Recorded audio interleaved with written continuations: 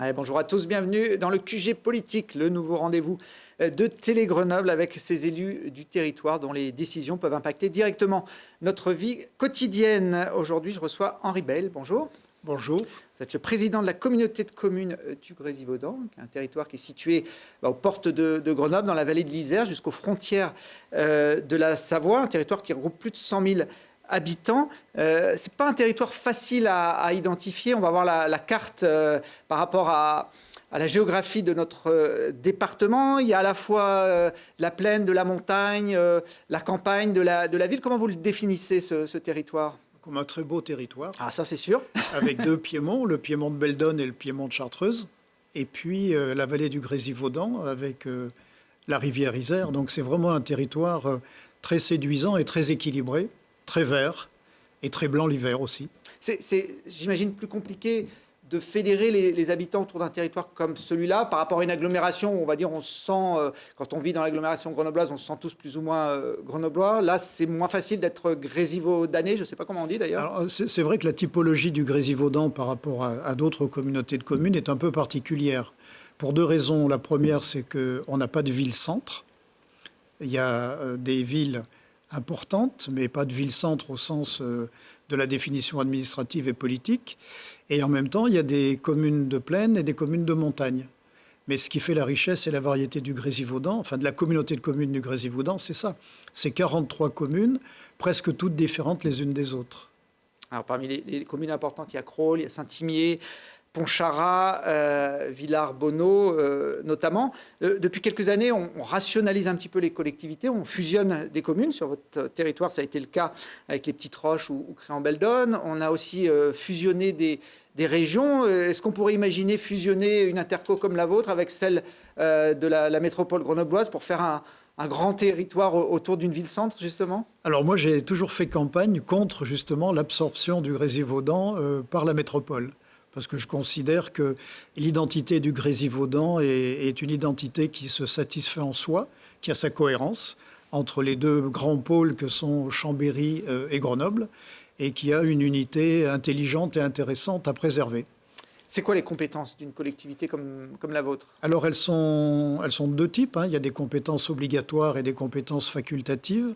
Le choix qui a été fait dans le Grésivaudan a été de prendre, bien entendu, les compétences obligatoires, telles les ordures ménagères, le transport, le développement économique, mais de prendre aussi des compétences facultatives, telles la petite enfance, la culture, le sport. Et ça donne une belle complémentarité d'action en dialogue avec les 43 communes pour la communauté de communes du Grésivaudan. Alors vous êtes, vous, également maire d'une de ces 43 communes, celle de Saint-Imier, et également conseiller régional. Alors si je compte bien, ça fait 3 mandats. On n'est pas au-delà de la loi contre le cumul des mandats ? Ah non, je suis totalement dans la loi et très respectueux de la loi. Non, je suis un élu local, un élu territorial, donc région, commune et communauté de communes. On peut avoir 3 mandats quand on est uniquement sur un périmètre local ? Dans ce cadre-là, oui, bien entendu. Ça ne serait pas possible si j'avais un mandat national accumulé avec un exécutif local. Mais ce qui n'est pas le cas, et ce qui n'est pas du tout d'ailleurs dans mes intentions, parce que je trouve que le mandat d'élu local est un très beau mandat qui permet d'avoir les pieds sur terre, les mains dans le cambouis et de faire avancer les choses. Je crois qu'à titre personnel, vous n'êtes pas très favorable d'ailleurs à cette loi contre le cumul des mandats ? Je la trouve stupide. Pourquoi ? Je la trouve stupide parce que je prends toujours l'exemple du maire de Montpellier et du maire de Marseille, qui étaient des grands maires et qui étaient en même temps soit sénateurs, soit députés.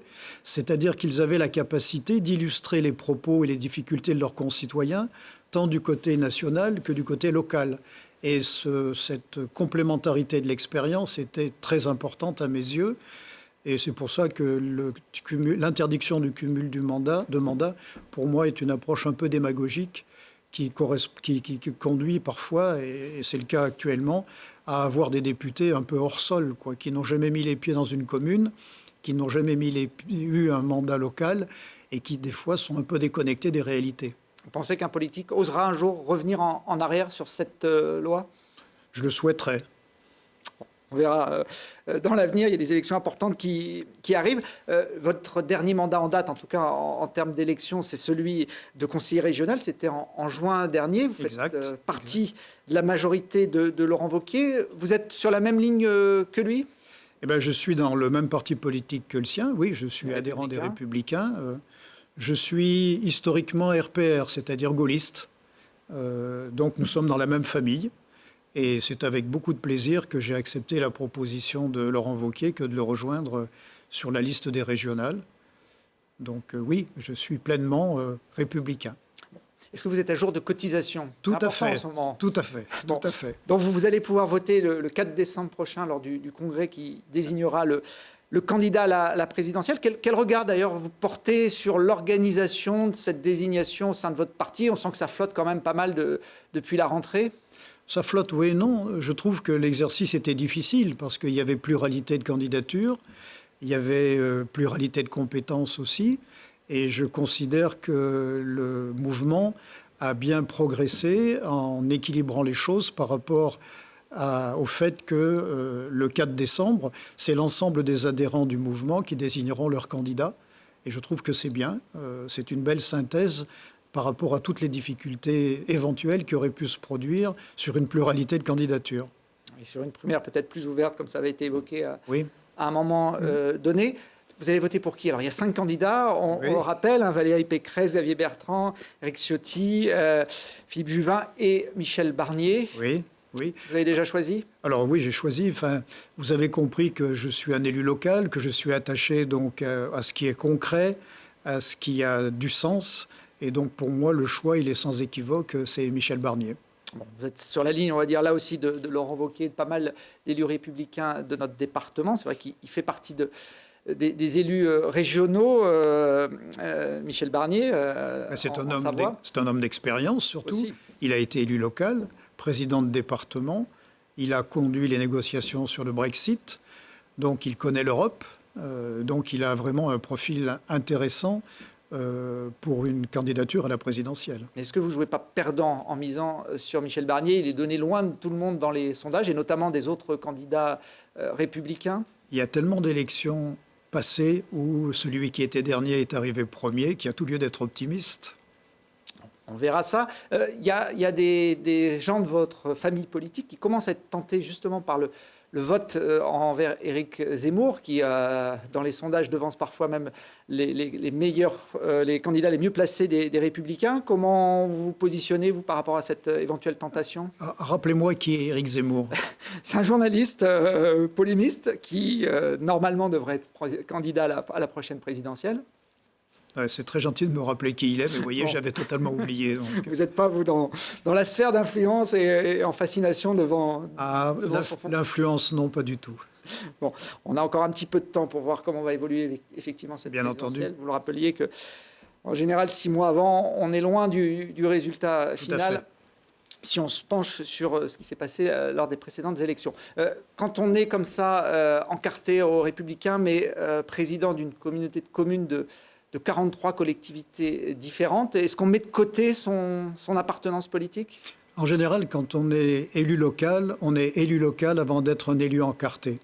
Et il est vrai que lorsque j'ai construit la gouvernance de la communauté de communes, j'ai eu le souci de respecter l'identité des communes. Et ma gouvernance, enfin la gouvernance de la communauté de communes, c'est 50% d'hommes, 50% de femmes, 50% à droite, 50% à gauche. Et donc, c'est un juste équilibre représentatif des 43 communes qui composent la communauté de communes du Grésivaudan.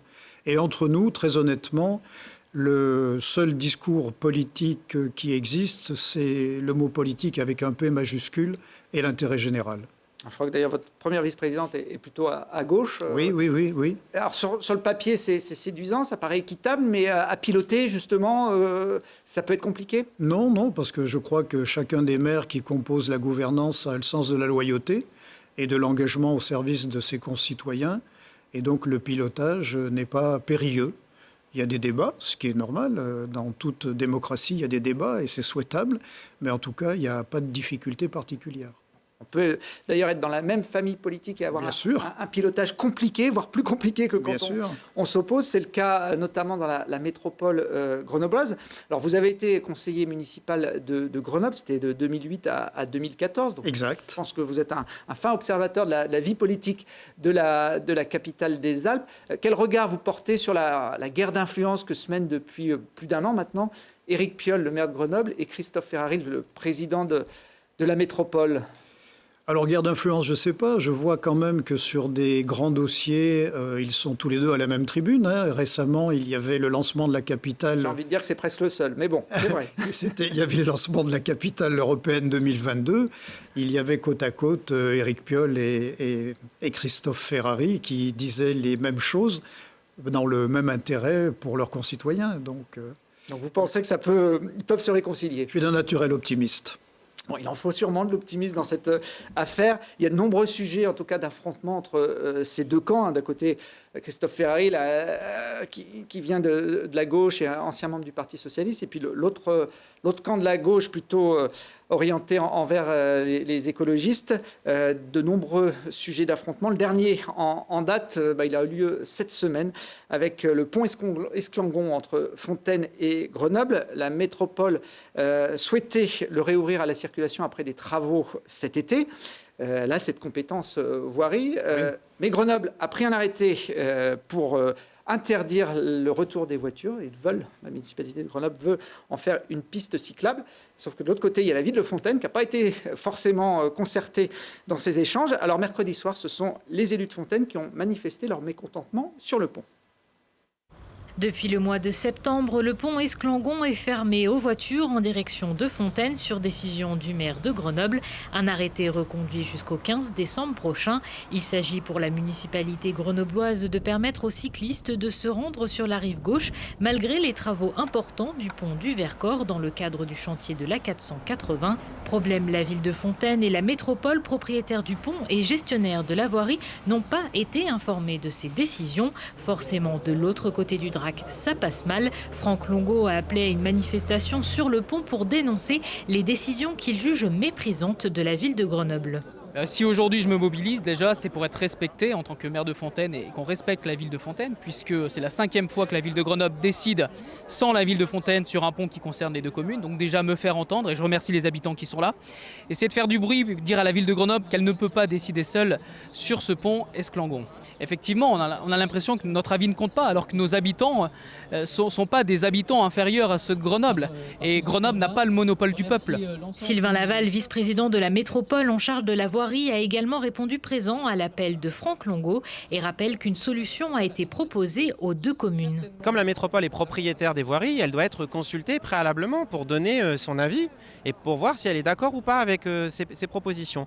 Or, en l'occurrence, nous n'avons jamais été consultés. Je le rappelle, à la demande de la ville de Grenoble, nous avons proposé une sécurisation du pont du Vercors qui peut être mise en place sous 15 jours. Nous n'avons aujourd'hui aucune réponse de leur part et chaque semaine, on nous amène un élément nouveau, on nous parle d'un sujet différent pour ne pas répondre à la question qui est posée. Et dans le fond, je m'interroge s'ils souhaitent vraiment avancer sur cette question. Du côté de la ville de Grenoble, on persiste, même si la municipalité admet selon elle une maladresse lors de la mise en place du premier arrêté. Il n'est pas question pour eux de rouvrir le pont aux voitures, du moins pas pour le moment. L'arrêté s'est arrêté au 14 octobre. La solution de sécurisation n'a pas été mise en place. Donc on a prolongé notre arrêté tout naturellement. C'était convenu de toute manière que tant qu'il n'y avait pas de solution alternative sécurisée pour les cycles, on maintiendrait le pont fermé pour permettre aux cyclistes de passer. Comme pour le premier arrêté municipal, la métropole a décidé de déposer un nouveau recours auprès du tribunal administratif.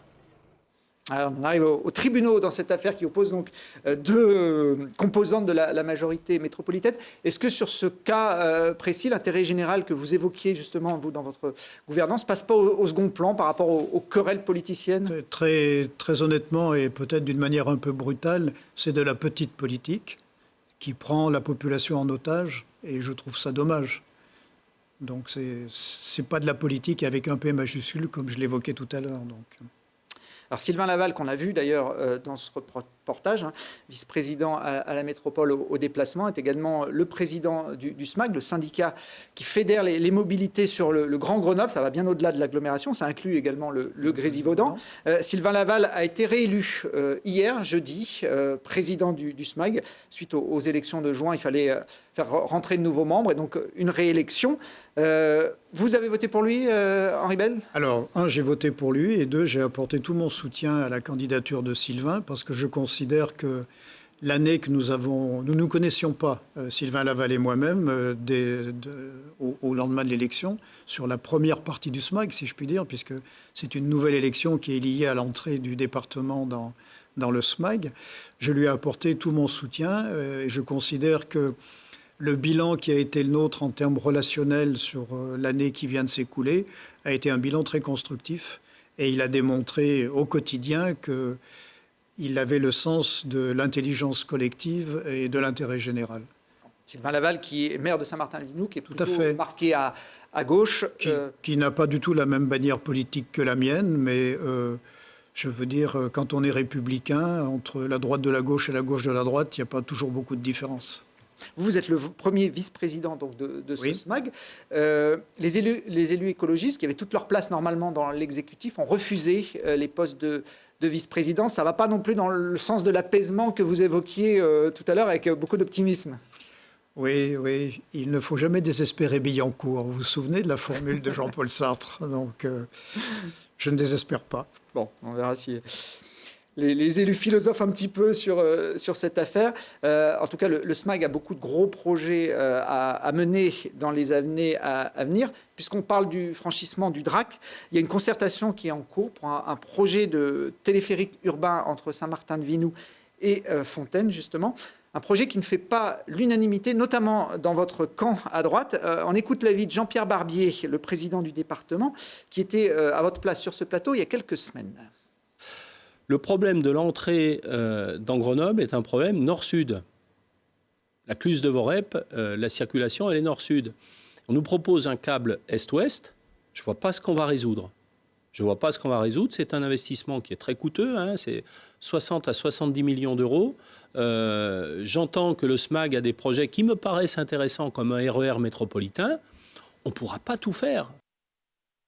Vous êtes d'accord avec lui, Henri Bell? Il a parfaitement résumé ma pensée. Le Grésivaudan, par exemple, a toujours été oublié en ce qui concernait le tramway. On a préféré aller en direction de Saint-Égrève, où la densité de population était bien moindre que dans le Grésivaudan. Alors que le Grésivaudan, tous les gens qui y résident travaillent sur le polygone scientifique. Donc effectivement, je souscris complètement à ce que dit Jean-Pierre Barbier par rapport au flux de circulation et à la densité des circulations sur le nord-sud et non pas sur l'est-ouest. Non, c'est un projet qui est déjà bien avancé. On a choisi l'opérateur. Ça devrait être c'est un projet qui a été voté par nos prédécesseurs et qui est sur les câbles à défaut d'être sur les rails, quoi. Voilà. Vous avez moyen, éventuellement, d'inverser la tendance? Pour vous, c'est quelque chose qui peut encore revenir en arrière? Vous parliez de la confiance que vous aviez en Sylvain Laval. Lui, il porte quand même plutôt la réalisation de ce projet pour l'instant? Mais il en est héritier. Donc, c'est toujours un gaspillage d'argent public que de remettre en question les projets votés par les prédécesseurs. Donc, non, je fais confiance à Sylvain pour accompagner l'ensemble des projets qui nous attendent et essayer de faire en sorte que l'axe nord-sud soit pris en compte dans les années qui viennent. Il y a gaspiller l'argent des études, qui représente des millions d'euros, mais il y a aussi éventuellement gaspiller l'argent d'un projet si on sait déjà qu'il n'est pas forcément très, très opportun. Jean-Pierre Barbier évoquait effectivement 60-70 millions d'euros, c'est pas neutre. Mm-hmm.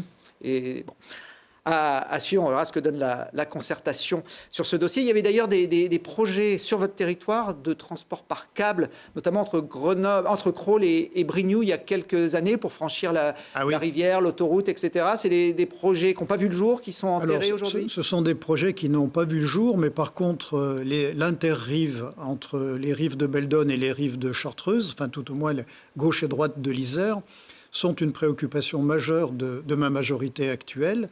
Et c'est quelque chose sur lequel on travaille, dans un premier temps, sur les liaisons Crolles-Brignoux, Tencin-La Terrasse, Saint-Imier-Villarbonneau, par exemple, en termes de mode doux. C'est déjà un premier pas qui est très engagé, avec d'ailleurs un appel à projet que nous avons obtenu de la part de l'État, Et je pense que dans les 2 années ou 3 années qui viennent, ces 3 projets-là seront réalisés. C'est-à-dire qu'ils permettront de desservir la gare de Brignoux et la gare de Villarbonneau et permettre la jonction entre les 2 rives de l'Isère. Après, le transport par câble, rien n'est engagé aujourd'hui. Ce qui ne veut pas dire qu'il ne puisse pas y avoir dans les temps qui viennent des réflexions autour de ça. Mais quoi qu'il en soit, la priorité quand même, c'est de gérer le flux entre Crolles et Grenoble, donc dans l'axe de la vallée, et puis les interrives aux 3 endroits que j'ai évoqués. Jean-Pierre Barbier évoquait aussi le projet de RER métropolitain. Ça vous concerne aussi? Bien entendu, puisque quand je parle de l'interrive, ça concerne le RER métropolitain et la jonction avec les 2 gares évoquées, de manière à pouvoir circuler entre Chambéry et Grenoble et désengorger la vallée du Grésivaudan en termes automobiles. Et le tram que vous évoquiez également comme des projets qui n'ont jamais été creusés, en tout cas dans la direction de la vallée de l'Isère qui vous concerne. Est-ce que, en tant que premier vice-président du tram, c'est des dossiers que vous pouvez mettre sur le dessus de la pile? Il faut être réaliste. Quand on connaît le prix de revient d'un kilomètre de tram, il y a déjà cet écueil-là. Et le deuxième écueil, c'est qu'il faut savoir où le faire passer. Or, l'urbanisation de la vallée du Grésivaudan et notamment la traversée de l'ensemble des villages sur lesquels le tram aurait pu circuler, aujourd'hui devient bien impossible. Ou alors il faudrait expulser, démolir. Donc ça me paraît bien compromis, malheureusement. Donc nous aurons à trouver une autre formule pour vidanger la vallée du Grésivaudan en direction de la métropole. Le SMAC développe également un réseau de pistes cyclables, de chrono-vélos sur l'ensemble de la métropole. Pas assez vite selon les écologistes, mais en tout cas, il y a des projets qui aboutissent sur un territoire comme le vôtre, qui s'étend sur des dizaines et des dizaines de kilomètres, avec, vous le disiez, des montagnes des 2 côtés. Est-ce que l'option vélo est pertinente? Alors, elle est facilitée aujourd'hui avec l'arrivée des vélos électriques. Il est vrai que vous avez beaucoup de gens, par exemple, qui habitent sur le plateau des Petites Roches et qui descendent dans la vallée en vélo et qui remontent de la vallée aux Petites Roches parce qu'ils ont des vélos électriques. Après, il faut être réaliste. Il y a une possibilité de se déplacer pour aller travailler ou faire des courses en vélo, mais il y a toujours la nécessité d'avoir des voitures.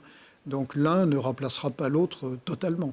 Je sais que la population, par exemple, réclamait dernièrement une passerelle cycliste entre le Touvet et Goncelin. Ce sont des projets sur lesquels vous avez une attention? Ça fait partie des réflexions qui sont en cours à l'intérieur du SMAC. C'est ce que j'appelais tout à l'heure la jonction des 2 rives gauche et droite de l'Isère et la desserte des gares dans le cadre justement du RER métropolitain. Alors pour finir sur ce chapitre des déplacements, qui concerne évidemment une grande partie de la population, la région dont vous êtes aujourd'hui élu a décidé de soutenir fortement les projets d'ascenseurs valléens. Ce sont des remontées mécaniques qui relient la plaine aux stations de ski. Là, on voit la première en fonctionnement chez nous en Isère, entre Almont et la station d'Auz-en-Oisans. Avec l'Alpe d'Huez qui se trouve juste derrière. Il y a également un projet pour relier le Bourdoisan et l'Alpe d'Huez qui est dans les cartons, qui pourrait sortir d'ici 2 ou 3 ans. Sur le territoire du Grésivaudan, il y a aussi des stations qui sont au-dessus des zones urbanisées. Est-ce qu'il y a des projets de cet ordre-là pour relier certaines stations depuis le bas de la vallée? Alors, il est vrai que le président Laurent Wauquiez a fait une très belle annonce en termes d'argent proposé aux collectivités pour développer justement à la fois les ascenseurs valléens et avoir une politique d'écologie positive en direction de la montagne en particulier. Ce qu'il faut savoir, c'est que, outre les projets engagés, construire un ascenseur valléen, c'est 10 ans de travail en termes d'études, d'enquête publique. Donc je pense que ce qui pourra être engagé ou initié aujourd'hui ne verra le jour que bien plus tard. Donc aujourd'hui, sur la vallée du Grésivaudan, à l'heure actuelle, rien n'est véritablement engagé. Même du côté d'Alvar, ça fait une dizaine d'années que le maire de l'époque voulait un projet de câblé entre Alvar et puis la station au-dessus du collet d'Alvar. Oui, à ma connaissance, ça a chopé sur des raisons financières, en partenariat entre le public et le privé. Ce qui ne veut pas dire que ça ne verra pas le jour un jour, Mais pour l'instant, donc, c'est, on va dire, en stand-by. Oui, pas dans l'immédiat, on va dire que dans la décennie qui vient, on ne pourra pas aller skier dans les stations du Grésivaudan. Pas demain matin, en tout cas. Pas demain matin. En bas. Alors, un territoire, effectivement, qui compte sur son espace plusieurs stations de ski. Il y a Champs-Rousses, il y a les Sept-Lots, il y a le Collet d'Alvar, Saint-Hilaire-du-Touvet ou le col du Marcieux. À part Champs-Rousses, d'ailleurs, la collectivité que vous présidez est à la manœuvre sur les autres domaines skiables. Oui, tout à fait, oui. Et d'une manière, je dirais, cohérente entre les deux massifs, puisqu'on peut considérer qu'il y a des stations familiales, comme les stations de Chartreuse, et puis il y a des stations plus sportives, comme les stations de Beldonne. Et donc tout ceci fait l'objet au sein de la communauté de communes du Grésivaudan d'une réflexion cohérente et complémentaire, de façon à ce qu'il y ait une sorte de parcours, si je puis dire, entre le désir de blanc et de ski au niveau des familles et le désir de ski au niveau des sportifs. Là, on voit des images du col de Marcieux, donc station familiale de Chartreuse, à basse altitude, autour de 1000 mètres, avec évidemment les problèmes de neige qui se posent assez fréquemment. Le modèle à développer pour que ces stations puissent continuer à exister, alors évidemment avec le soutien d'argent public, mais il est lequel selon vous? Avec le soutien de la région Rhône-Alpes en particulier, hein, puisque lorsque Laurent Wauquiez a fait la conférence de presse au Grand Bornand, il a annoncé 400 millions d'euros dans les années qui viennent au service de la montagne, pour une montagne plus verte justement. Et je pense que c'est la préoccupation de tous les élus politiques aujourd'hui, de faire en sorte que la montagne soit décarbonée. Donc les ascenseurs valéens en font bien entendu partie, mais il y a aussi plein d'autres activités possibles de manière à optimiser l'utilisation de la montagne sans pour autant tout centrer sur le ski et la neige. Donc c'est l'objet du plan montagne que le Grésivaudan a voté, qui doit nous permettre dans les années qui viennent d'avoir une diversification d'offres dans la fréquentation des stations du Grésivaudan. Là, on voit des images du Collet d'Alvar, oui, en particulier, en été, où là, effectivement, il y a une réflexion propre sur la station, sur les pistes à développer. Et le Collet d'Alvar, par exemple, ça va faire partie des réflexions qui sont introduites dans le cadre du comité montagne que j'ai mis en place et qui regroupe donc tous les maires des communes de montagne, partie prenante de l'aménagement de la montagne. Alors vous évoquiez le plan montagne dévoilé par Laurent Wauquiez il y a quelques jours. Parmi les investissements, il y a quand même des investissements qui sont fléchés vers la neige de culture, vers les retenues collinaires. Oui. Est-ce que c'est une bonne piste encore aujourd'hui d'investir sur ce type d'équipement? Là, on voit la retenue collinaire de Champs-Rousses. De Champs-Rousses, oui. Il y a des réflexions de retenue collinaire aussi du côté des Sept-Lots. Et ces réflexions-là font partie justement de la transition, c'est-à-dire que du jour au lendemain, on ne peut pas considérer qu'on va passer d'un modèle avec de la neige à un modèle sans neige totale. Il faut une période de transition, et c'est l'objet du plan montagne que l'on a mis en place, c'est de permettre dans les années qui viennent de se rendre en capacité d'habiter et de faire vivre la montagne l'été comme l'hiver, avec ou sans neige. Bon, la retenue collinaire qui sert à stocker de l'eau pour alimenter les canons à neige pendant la saison d'hiver et qui peut aussi servir à d'autres activités. On le voyait sur ces images de Champs-Rousses. La voisine de Champs-Rousses, les Sept-Lots, va fêter ses 50 ans au début de l'hiver. Oui. Donc vous voyez, par exemple, en complément de ce que je disais à l'instant, on a voté le schéma de pleine nature en ce qui concerne le Grésivaudan. Ça fait partie de l'outil complémentaire qui accompagne justement la neige de culture. Ça veut dire qu'entre la période d'été et la période d'hiver, voire même en période d'hiver, s'il n'y a pas un enneigement extraordinaire, on doit avoir la capacité de garder du tourisme en montagne, parce que c'est quand même la ressource économique de la montagne. On parle souvent de zone économique, mais finalement, une station de ski, c'est une zone économique aussi. Qui travaille par intermittence. Qui travaille par intermittence. Et justement, le travail des années qui viennent, c'est de faire en sorte qu'il y ait moins de lits froids en montagne, de façon à ce que la montagne puisse fonctionner 4 saisons.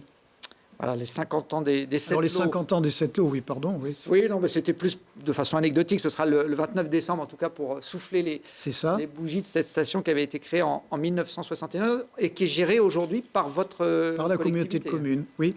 Et donc les 50 ans des Sept-Lots, ça va être sur les 4 saisons des animations à l'intérieur même de la station pour démontrer que finalement la montagne est séduisante en été, en automne, au printemps et l'hiver. Puisqu'on parle de Beldon, il y a un projet de parc régional qui végète depuis de nombreuses années sur ce massif. Il y en a un juste en face dans le Vercors, en Chartreuse, il y en a un aussi dans le Vercors. Est-ce que vous êtes favorable, vous, en tant qu'élu du territoire, à la création d'un parc régional sur Beldon? Alors surtout, ce que j'observe, c'est que le territoire de Beldon a fédéré beaucoup d'acteurs, que ce soit des acteurs institutionnels, des individus, des associations, et qu'il y a une entente parfaite et intéressante entre les acteurs de la partie Savoie et les acteurs de la partie Isère, et que des chantiers constructifs et pertinents ont déjà été portés par ce qu'on appelle aujourd'hui l'espace Beldon. Il n'y a pas très longtemps, d'ailleurs, au nom du président Laurent Wauquiez, j'ai signé le contrat vert et bleu pour l'espace Beldon. Ça fait partie des éléments qui sont en réflexion et en complémentarité de l'avenir de l'espace Beldon. Alors, PNR ou pas PNR, je dirais qu'à la limite, ce n'est pas le plus important. Ce qui est important, c'est qu'on arrive à travailler ensemble et à réfléchir collectivement pour faire en sorte que l'écologie soit prise en compte dans le développement de la montagne. Alors vous évoquez ce contrat vert et bleu qui a été effectivement signé fin septembre pour Beldon, pour préserver notamment la biodiversité. Est-ce que dans la biodiversité, vous intégrez le loup, Henri Bell, qui est un sujet sensible sur ce territoire? C'est un vaste débat, le problème du loup, oui. La région Rhône-Alpes a d'ailleurs voté une motion à sa dernière séance, justement pour soutenir les éleveurs, parce que parfois il y a des lectures un peu éloignées des hommes du terrain par rapport à l'approche du loup et des troupeaux. Et c'est vraiment un vrai problème qui doit être abordé avec beaucoup de sérieux et sans passion, parce que les bergers, l'élevage doit être pris en considération. Et bien entendu, l'équilibre de la faune et de la flore en montagne doit être lui aussi pris en considération. Alors là, on voit des images d'il y a quelques jours d'une manifestation des éleveurs devant la préfecture à Grenoble. Vous parliez d'aborder le débat sans passion. Ça paraît impossible de réconcilier les deux camps sur ce sujet. Ça fait 20 ans qu'on s'oppose sans arriver à vraiment avancer. Comment vous le voyez? Je pense qu'on finira par y arriver et qu'avec une bonne connaissance et une qualité de dialogue, on arrivera à trouver un équilibre entre la présence du loup et le développement de l'élevage. Là aussi, vous êtes optimiste. Toujours. Bon, moi j'ai l'impression que les pros et les anti-loups, c'est un petit peu comme les pros et les anti-vax. On n'arrivera pas de toute façon. Malheureusement, c'est un peu vrai, oui. À les mettre d'accord. Oui. Est-ce que vous faites partie d'ailleurs de ces élus qui prennent clairement position en faveur de la vaccination? Alors non seulement je fais partie des élus qui prennent position en faveur de la vaccination, mais j'aurai l'outrecuidance de me vanter que j'ai mis en place un centre de vaccination au Versou, qui a été accompagné donc avec beaucoup d'efficacité par Christophe Suzillot, le maire du Versou, et qui a donné un résultat excessivement encourageant par rapport au nombre de vaccinés, de l'ordre de 6 000, presque 7 000 doses qui ont été utilisées. Et dès lors que nous avons fermé le site du Versou, nous avons ouvert un centre de vaccination à Crolles, dans la piscine, parce que ça permettait d'avoir un environnement accessible en voiture, de pouvoir accueillir les personnes en mobilité réduite. Et ce centre de vaccination qui a été ouvert le 4 octobre de mémoire, dès le premier jour, alors qu'il n'y avait que 80 inscrits, a accueilli plus de 150 personnes. Et donc ça marche bien. Alors bien sûr, ça marche moins vite que n'a marché celui du Versou, puisqu'on est sur le 2e temps de la vaccination. Et on est en train de mettre en place une vaccination à domicile, en concertation donc avec les services de l'État et l'ARS. Très bien. Le pass sanitaire crée quelques mouvements sociaux, notamment dans l'agglomération grenobloise, avec les bibliothécaires qui refusent de contrôler le pass sanitaire. C'est la même chose chez vous ou ça se passe de façon plus... Non, ça se passe bien en Grésivaudan. On applique la règle sans la contester. Il n'y a pas de contestation. Les gens viennent à la bibliothèque. Tout est aménagé pour que la bibliothèque fonctionne et que chacun soit respecté dans les choix personnels qu'il a pu faire. Puisqu'on parle de santé, vous évoquiez la disparité du territoire avec des petites communes de montagne très éloignées des grands centres urbains. Est-ce qu'on peut considérer que le Grésivaudan fait partie de ces déserts médicaux qu'on évoque de plus en plus Non, je ne pense pas que le Grésivaudan fasse partie des déserts médicaux, loin de là. Hein. On peut même observer que dans la partie vallée du Grésivaudan, il y a parfois beaucoup d'offres, souvent d'ailleurs concentrées sur les mêmes communes. Au demeurant, il y a quand même un éclectisme dans la disponibilité de l'offre médicale et paramédicale. Et donc, c'est la raison pour laquelle, très récemment, au dernier conseil communautaire, nous avons voté un plan territorial de santé qui va ouvrir un dialogue avec l'ARS pour faire un diagnostic de l'offre médicale et paramédicale sur le territoire et voir à partir de là comment, en partenariat avec le département, j'ai vu que Jean-Pierre Barbier avait ouvert aussi ce dossier, en partenariat avec la région, puisque le président Wauquiez a fait des propositions aussi dans ce domaine, et bien comment ces trois collectivités pourront équilibrer, si je puis dire, l'offre médicale et paramédicale en Grésivaudan vis-à-vis de communes un peu plus éloignées de l'offre. C'est une population un peu plus vieillissante que, par exemple, dans l'agglomération grenobloise, les habitants du Grésivaudan? Alors, d'une manière générale, la population française est vieillissante, mais dans le Grésivaudan en particulier, oui. Ce qui veut dire qu'il faut que nous travaillions très sérieusement et très vite sur des politiques comme le vieillissement à domicile et puis la neurodégénérescence, puisque plus l'on vieillit, plus on est fragile au niveau neurologique. Et c'est une réalité qu'il faut prendre en compte. Alors Henri Bell, on a un petit rituel dans cette émission. On demande à l'invité de la semaine précédente de poser une question à l'invité de la semaine à venir. Donc la semaine dernière, c'était Éric Piolle, le maire de Grenoble, qui était notre invité. Donc on lui a évidemment demandé de vous poser une question. On l'écoute. Cher Henri, toi qui présides donc ce beau territoire du Grésivaudan, tu le sais, la candidature Capitale Verte européenne a été une candidature bien plus large que Grenoble, et ce titre, il vient rayonner bien plus qu'à Grenoble. C'est sur l'ensemble des territoires, et donc c'était la candidature des Alpes. Et donc la question que je souhaite te poser, c'est qu'est-ce que tu souhaites mettre en avant dans ce que vous faites dans le territoire du Grésivaudan, dans le cadre de Capitale Verte européenne, pour montrer cette avancée sur les questions qui nous préoccupent autour du climat, de la biodiversité et des questions sociales afférentes. Eh bien, merci à Éric pour la question, elle est pertinente. J'ai d'ailleurs apprécié la conférence de presse par laquelle à la fois Christophe Ferrari et Éric Piolle ont annoncé donc, leur solidarité sur la Capitale Verte 2022. La formulation de Éric est un peu malhabile parce que ce n'est pas ce que je compte mettre en place, c'est ce que j'ai mis en place et ce que mes prédécesseurs ont déjà mis en place.